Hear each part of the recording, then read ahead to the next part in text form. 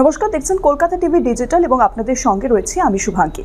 পশ্চিম এশিয়ায় যুদ্ধ পরিস্থিতি, সেই খবর তো আমরা সকলেই জানি, কিন্তু পশ্চিম এশিয়ায় যুদ্ধ পরিস্থিতির আঁচ এবার ভারতেও। ইতিমধ্যেই তেল আসা বন্ধ হয়ে গিয়েছে, তেলের দাম বাড়তে পারে এমনটা আশঙ্কা করা হচ্ছে। গ্যাসের দাম তো ইতিমধ্যেই বেড়ে গেছে, ঘরোয়া গ্যাসের দাম ইতিমধ্যে আমরা জানি যে 60 টাকা করে বেড়েছে।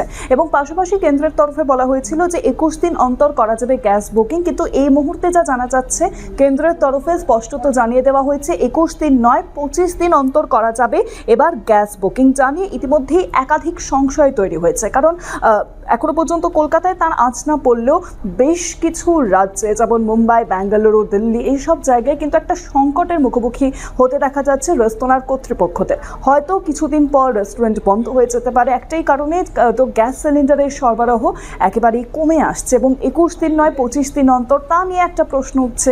এবং আমরা জানি যে ভিন রাজ্যগুলিতে সেখানে কিন্তু অনেক বেশি বাইরে থেকে মানুষজন যার কাজের জন্য এবং বাইরের খাবারের ওপর নির্ভরযোগ্যতা অনেক বেশি থাকে, রেস্টুরেন্টের খাবার হোক বা হোম ডেলিভারি সিস্টেমের ওপর। সেই কথাকে মাথায় রেখে যদি তা বন্ধ হয়ে যায় তা নিয়ে ইতিমধ্যেই একটা প্রশ্ন কিন্তু খাড়া হয়ে গিয়েছে। ইতিমধ্যেই পেট্রোলিয়াম মন্ত্রকের তরফেও কিন্তু বেশ কিছু নির্দেশিকা দেওয়া হয়েছে, সেখানে বলা হয়েছে যুদ্ধ পরিস্থিতিতে জ্বালানি তথা এলপিজি যোগান বড় প্রভাব পড়েছে, অর্থাৎ জ্বালানির ক্ষেত্রেও কিন্তু সতর্ক থাকতে হবে। আর এই পরিস্থিতিতে সব তৈল পরিশোধনাগারগুলিকে এলপিজি প্রোডাকশন বাড়ানোর ইতিমধ্যেই নির্দেশ দেওয়া হয়েছে।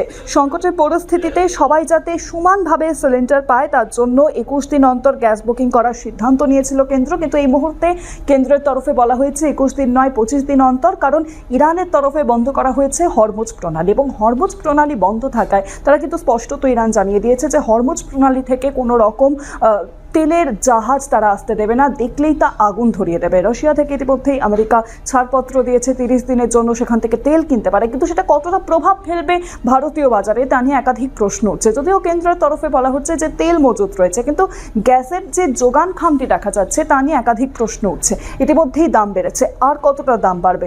21 দিন নয় 25 দিন অন্তর করা যাবে গ্যাস বুকিং, সেই নিয়েও একটা প্রশ্ন তৈরি হয়েছে। এই সমস্ত আবহে ইতিমধ্যেই একটা সংকটের চিত্র কিন্তু স্পষ্টত উঠে আসছে। কি হয় সেদিকে আমাদের নজর থাকবে। এরকম আরও বিভিন্ন খবরের জন্য আমাদের নজর রাখতে হবে কলকাতা টিভি ডিজিটাল, পাশাপাশি কলকাতা টিভির পর্দায় কলকাতা টিভি রাত দিন 7 দিন।